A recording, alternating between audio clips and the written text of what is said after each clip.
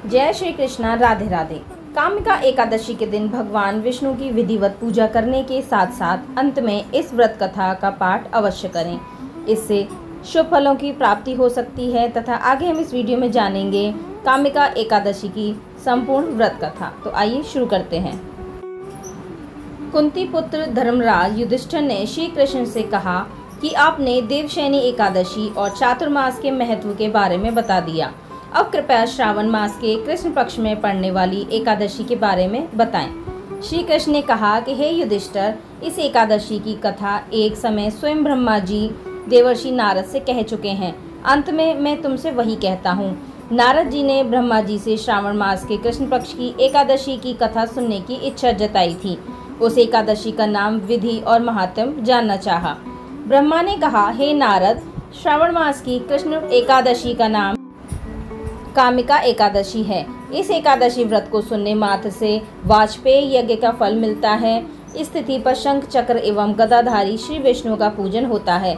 उनकी पूजा करने से जो फल मिलता है तो वह आप सुनो। गंगा, काशी, नैमिषारण्य और पुष्कर में स्नान करने से जो फल मिलता है वह विष्णु भगवान के पूजन से भी मिलता है। सूर्य व चंद्र ग्रहण के समय कुरुक्षेत्र और काशी में स्नान करने से, भूमि दान करने से, सिंह राशि के बृहस्पति में आने के समय गोदावरी और गंडकी नदी में स्नान करने से जो फल प्राप्त नहीं होता वह प्रभु भक्ति और पूजन से प्राप्त होता है। पाप से भयभीत मनुष्यों को कामिका एकादशी का व्रत अवश्य करना चाहिए। एकादशी व्रत से बढ़कर पापों के नाशों का कोई उपाय नहीं है। स्वयं प्रभु ने कहा है, कामिका व्रत से कोई भी जीव कुयोनि में जन्म नहीं लेता। जो इस एकादशी का श्रद्धा भक्ति से भगवान विष्णु को तुलसी पत्र अर्पण करते हैं वे इस समस्त पापों से दूर रहते हैं। हे नारद, मैं स्वयं श्री हरि की प्रिय तुलसी को सदैव नमस्कार करता हूँ। तुलसी के दर्शन मात्र से ही मनुष्य के समस्त पाप नष्ट हो जाते हैं और उनके स्पर्श से मनुष्य पवित्र हो जाता है। व्रत के पीछे क्या है, कथा जानेंगे। एक कथा के अनुसार प्राचीन काल में किसी गांव में एक ठाकुर जी थे। क्रोधी ठाकुर का एक ब्राह्मण से झगड़ा हो गया और क्रोध में आकर ठाकुर ने ब्राह्मण का खून कर दिया।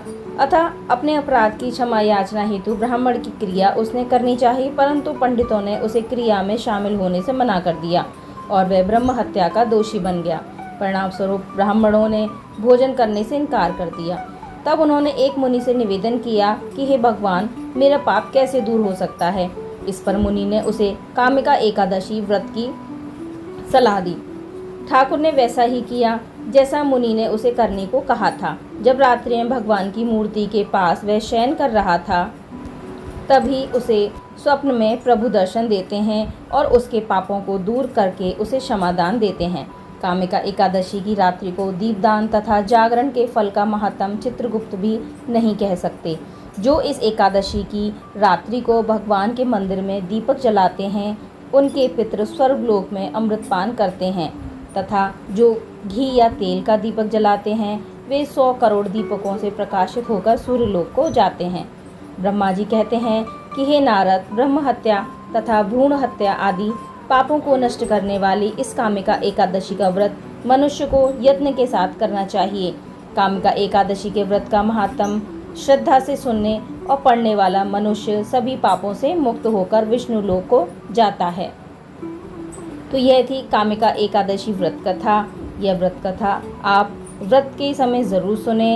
यदि यह आपको पसंद आए तो अपनी फैमिली फ्रेंड्स के साथ ज़रूर शेयर करें और हाँ, हमें सब्सक्राइब करना ना भूलें। मैं मिलती हूँ आपको अगली वीडियो में अगली कथा तथा जानकारी के साथ। तब तक के लिए जय श्री राधे, जय श्री हरि विष्णु।